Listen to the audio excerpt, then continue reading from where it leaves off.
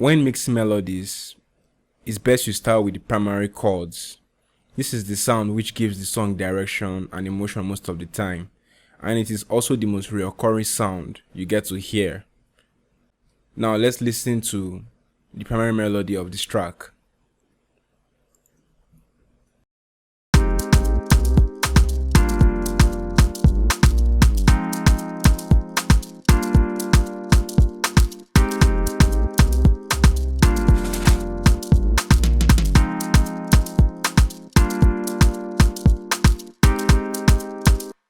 Now that's the primary melody.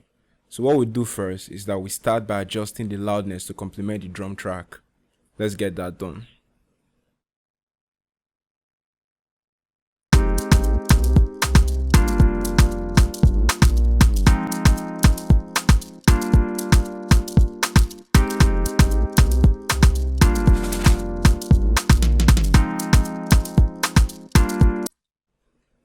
Now, after doing that, what we need to do next is have an equalizer to take off unwanted frequencies and also to further enhance the sound without changing the true nature of this sound.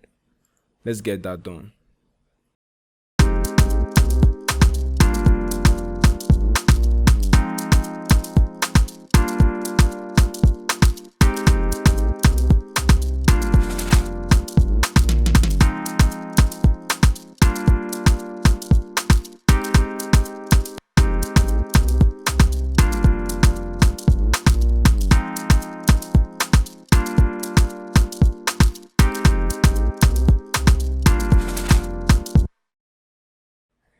Next, we add compression to control the dynamic range of the sound and to make it sound fuller.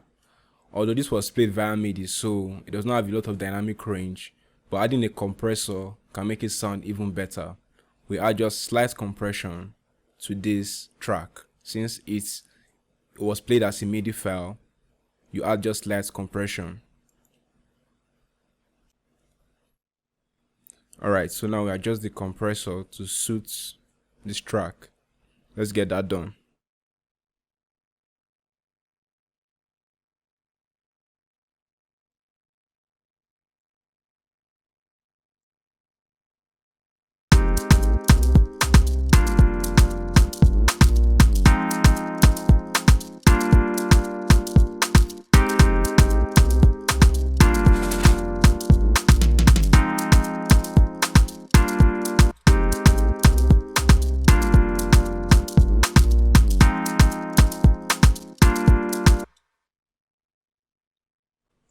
So now what we did was we simply had the threshold at about minus 20 dB, made the attack really fast, and made the release really slow so that it can have a fat sound. Then of course the ratio just at about 3:1. Then we added a little bit of gain because the threshold will drop some gain from the initial loudness we had until we added the compressor. So we compensate for that loss by increasing the gain to at about 3 dB. Next, to get this even sounding better, we add a little bit of reverb and we pan slightly to the left or right, depends on where it sits best on the stereo field. So add some reverb and pan a little.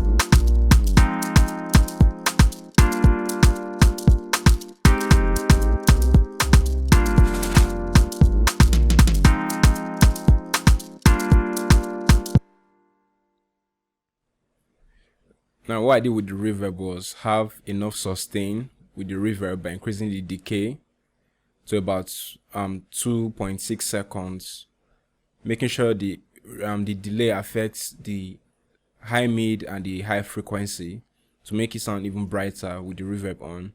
And I reduced the overall reverb effect, the wetness, to at about 23%.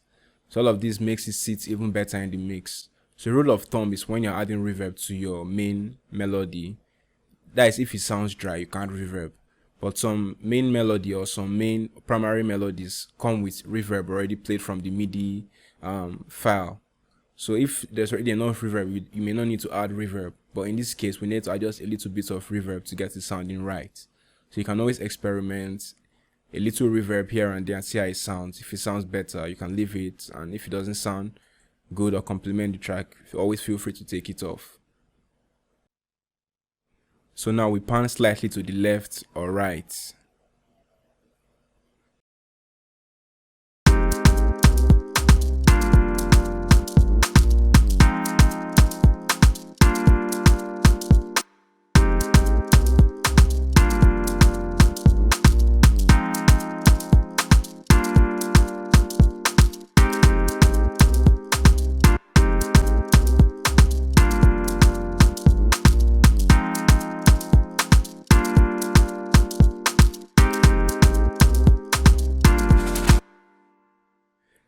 So since this is the main melody and it does not have a layer, it's just a single primary melody, we'll not pan it hard left or hard right, just slightly to the left, slightly to the right, which is just at about 10% to the right while panning.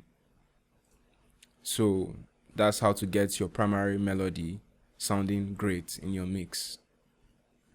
So if you've been struggling with getting pro mixes, making better beats, recording vocals, I do offer one-on-one training. Yes, one-on-one training. And all you have to do is click the link in the description below that says one-on-one training. You fill a very simple form so I can help understand you better and what you need and how I can help you get there. So when you fill this form, I'm going to get back to you as soon as possible and we can get started on your journey to making much better music in no time. Trust me, it doesn't have to be a house. Making music doesn't have to be a house. You don't have to spend many endless hours on YouTube looking for tutorials. With just a very short time, within about 4 to 6 weeks, roughly within that range, I can get you to your goals in no time. Yes, with money back guaranteed. So don't forget to click the link in the description after you're done with this video to fill up a form, and I'm going to get back to you pronto. All right, now let's get back to the tutorial.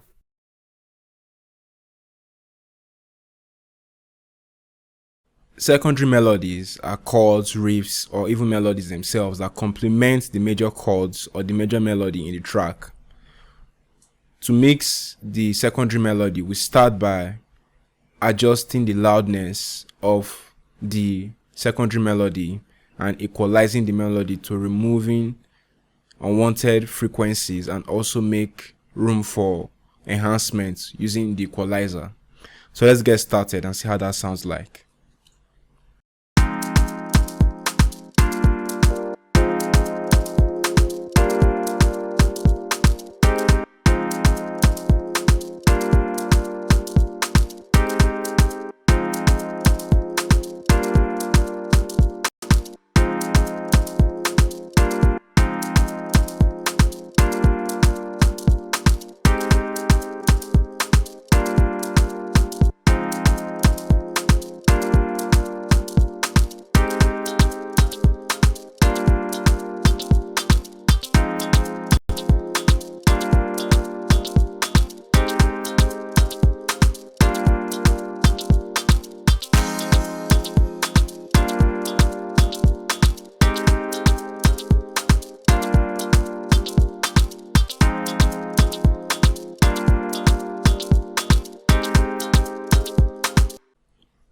So if you notice, we have two secondary melodies here, the piano and a pluck guitar. That is these two sounds here. So if you see the EQ settings, you see they look kind of similar, but at the same time they are doing different things. So I cut the low frequency in the piano so as to collide with the initial melody, that is the major melody of the track, since that also sounds like a piano kind of or a keyboard kind of. So they are similar sounds. So to avoid having frequency overlap, I took away some low end up to the low mid frequency. And the guitar pluck has some low frequency all the way to about 150 hertz, but it has a totally different tone from the other sounds than the two keyboard or piano sounds currently in the track. So there was no need to cut out the low frequencies drastically, or even the low mid frequency drastically, to make room for the other sounds, since they have different tones entirely. I also boost the mid frequencies, the high mid frequencies. Here is at about 3 kilohertz and here is about 1.2 kilohertz, to make them push through the mix more without sounding muddy. And that's how you mix using EQ for your secondary melody. Next, what we do is we add a little compression, although not grouped in the track but separately. We add a little compression.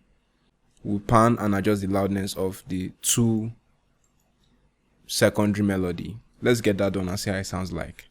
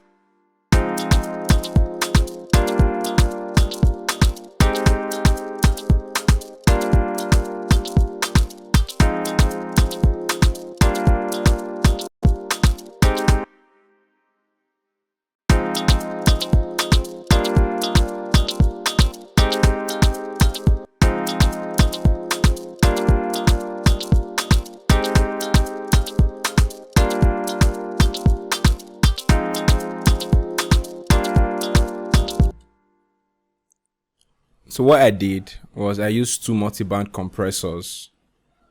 And what multi-band compressors are, they are simply compressors that affect the dynamics of different frequency bands. Now we have the low band, mid band, and high band. Similarly, they affect the low frequency, the mid frequency, and the high frequency. So what I did was I like the characteristic of the multi-band compressor because I can be able to control the high end or the middle or the mid end or the mid frequencies or the low end frequency without technically causing too much mod in there.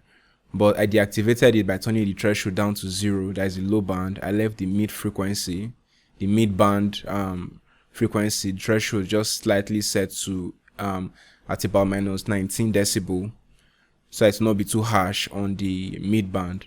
And the high band has a lot of gain here and very aggressive. It's working really hard on the high band to control the harshness of this sound.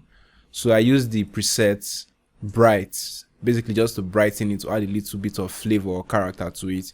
Similarly, you can use a saturator instead of a multi-band compressor to get this effect done, but I prefer to use a multi-band compressor in this case, which is exactly a similar thing I do with the muted guitar, also similar thing. So lastly, we'll add reverb. Before we add reverb, if you notice, I also panned the keyboard that sounded similar to the main melody or the primary melody of the track, because since they are similar sound, to avoid having phase cancellation or avoid having frequency masking, you pan similar sounds on opposite directions so that they can both have a good field, a good space in the stereo image or in the stereo field while mixing. Like for example, two pianos will be on opposite sides, two guitars will be on opposite sides, two trumpets will be on opposite sides, and so on and so forth. Then I pan, since this guitar had a far off tone, it was able to sit well in the same stereo field, just around the same stereo field with the main or primary melody. So now we add some reverb to add more life to this, individually of course. Let's try that and see how it sounds.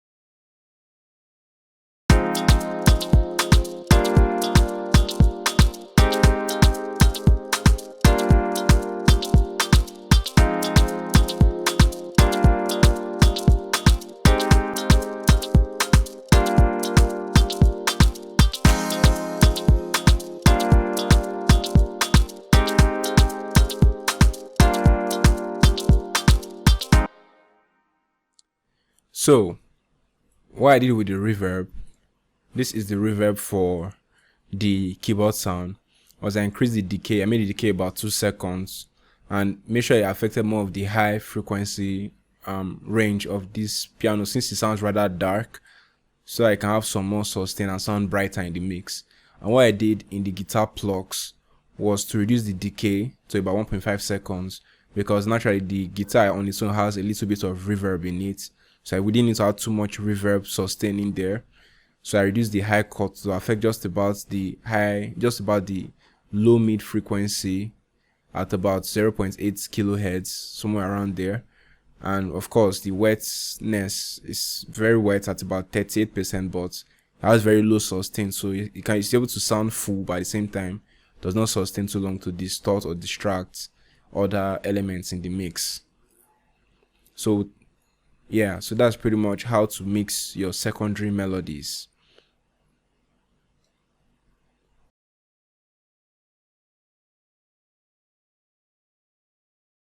Other melodies like solos, riffs, bass lines, or rarely occurring melodies should be handled with equal importance as other parts of the track. Now, mixing these melody types can be a bit different from other parts of a song. They may require a little bit more reverb to stand out, or even some extra bit of saturation to pop. So you have to always listen to those sorts of elements and see what best fits them. But then again, there are some key things you always need to do to start off with while mixing, whether it's a primary, secondary, or other types of melodies. For example, let's start with the saxophone and see what we can do to mix it. Of course, we'll start by adjusting the loudness, adding a little bit of reverb, and just a slight bit of saturation. Then we pan it accordingly. So let's see what can be done about this.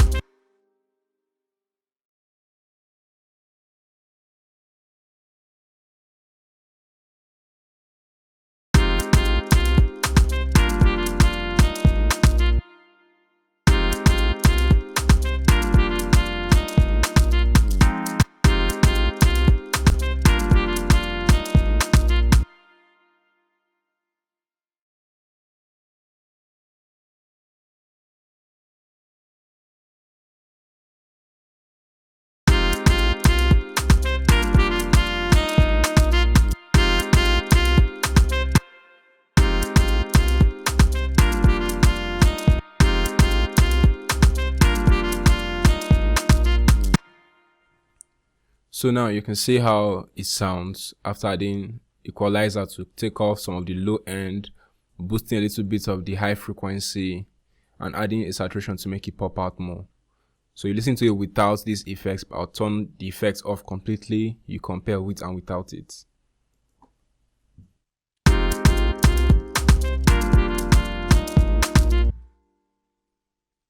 Now with the effects.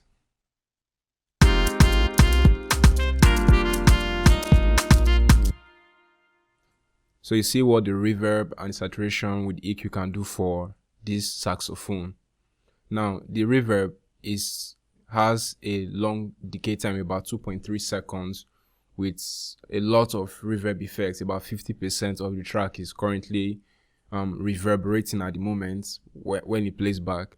Then of course I don't want the low end of the frequency to cut off, just the low mids of the saxophone is fine, to the high frequency is fine to get that perfect reverb tail going in the mix. So yeah, that's pretty much it for the saxophone. Then we'll go on to the next set of melodies here, which is this sound over here.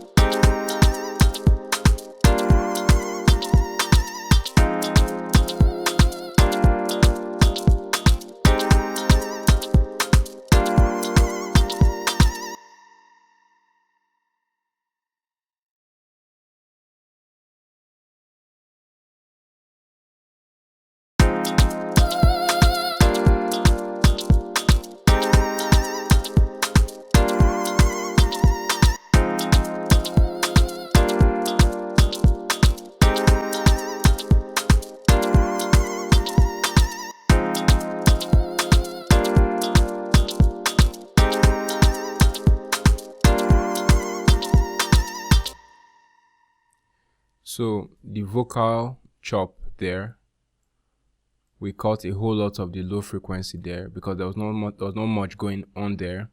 Then we did a whole lot of boosting the high frequency, just up to about 4 decibel, which is still safe. You're always safe when you boost or cut within 4 to 4 point, between plus or minus 4.5 decibels. So that's always a safe region to be in. You don't want to go too crazy beyond that point. If not, you start creating a lot of harshness or you start creating a lot of dullness in the mix.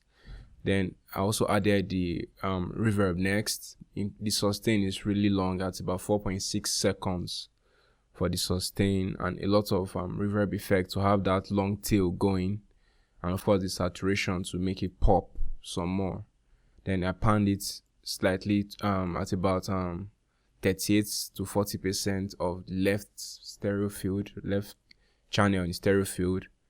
That's where it sits best. It could sit in the right, but it fits best in the left from what I'm hearing at the moment.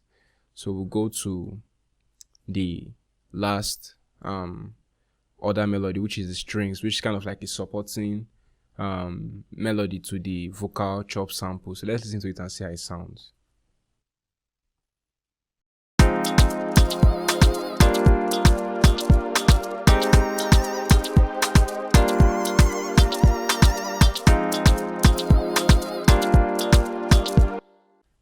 So we'll just do some EQ cuts and boost here and there, adjust the loudness, a little bit of reverb. We don't need much reverb for the strings. Of course, some saturation, then we pan it. So let's add EQ and see what we can get done with that.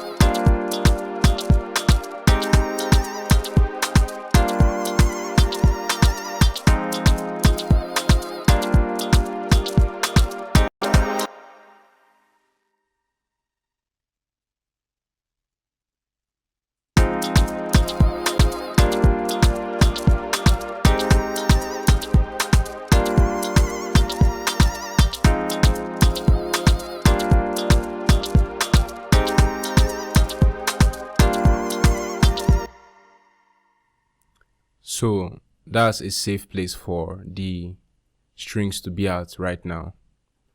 And then lastly, we have the bass line. So we turn on the bass and we mix it in. With the bass will always be in center. Remember, all bass elements, any element with low frequency from at least, let's say, from about 400 hertz and below should be in the center. Do not pan your bass left or right. Do not pan your kick drum left or right. It should all be in the middle. So just add some EQ, and also do not add reverb to your bass elements. Whether your kick drum, 808 sub bars, or your bass guitar, do not add reverb to it. Just a simple EQ and saturation, and maybe compression if need be will be fine. So add EQ, compression, and saturation to this bass line to get it popping. So let's get that done and see how it sounds like.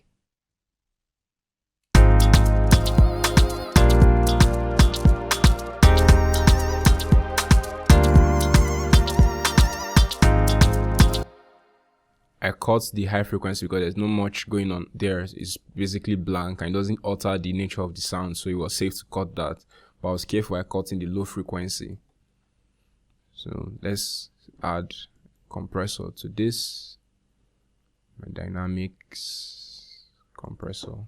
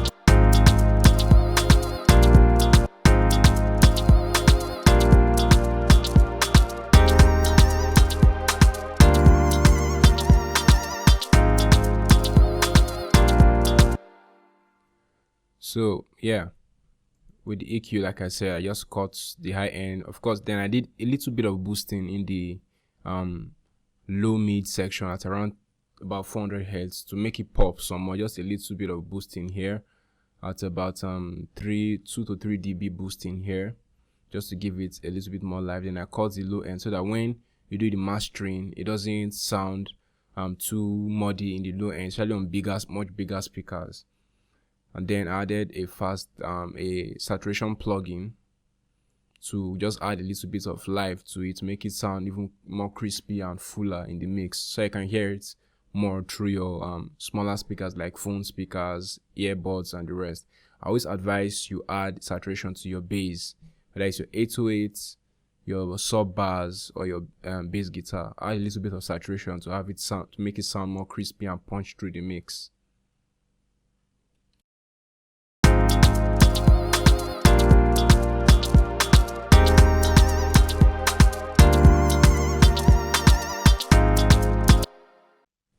So yeah, that's pretty much how to mix other melodies on your track.